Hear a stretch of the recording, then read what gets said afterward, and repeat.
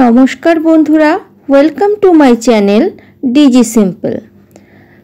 আমাদের শরীরের জন্য প্রতিদিন প্রোটিন খাওয়া খুবই প্রয়োজন, তাই মাশরুম দিয়েই সুপার টেস্টি একটা রেসিপি আপনাদের সাথে শেয়ার করব।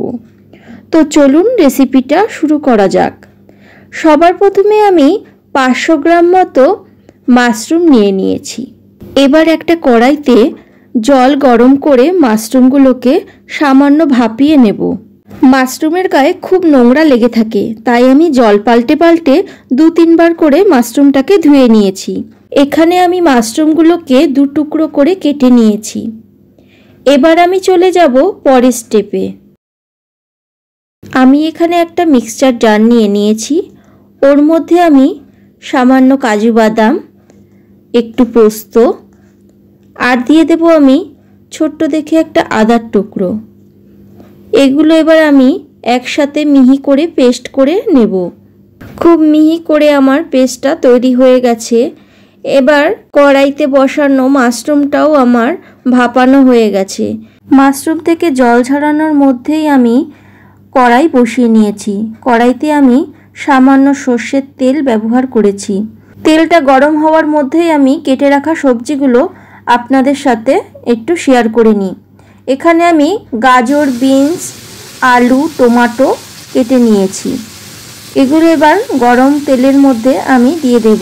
সবজিগুলোর মধ্যে আমি সামান্য নুন, 1 টিস্পুন মতো হলুদ গুঁড়ো আর 1 টিস্পুন মতো জিরে পাউডার দিয়ে আমি ভালো করে মিক্স করে নিচ্ছি।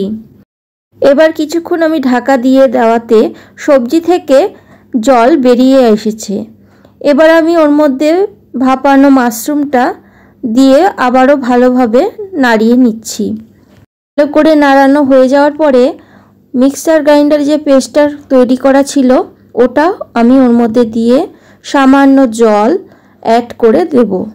জলটা অ্যাড করার পর আবারও ভালোভাবে বেশ কিছুক্ষণ নাড়িয়ে স্বাদ মতো চিনি অ্যাড করব।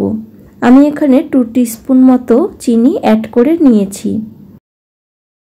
আমার রান্নাটা প্রায় হয়ে এসছে, তবে নামানোর আগে সামান্য ধনেপাতা কুচি দিলেই তৈরি হয়ে যাবে মাশরুম হারিয়ালি। এটা আপনারা ভাত, রুটি, নান দিয়েও খেতে পারেন। তাহলে দর্শক বন্ধুরা, আজকে রেসিপি আপনাদের কেমন লাগলো আমাকে ভিডিওর নিচে কমেন্ট সেকশানে কমেন্ট করে জানাবেন। ভালো লাগলে লাইক করবেন অনুরোধ রইল, আর বন্ধুদের সাথে রেসিপিটা শেয়ার করবেন। আমি আবার নিত্য নতুন রান্নার ভিডিও নিয়ে আসবো আপনাদের সামনে।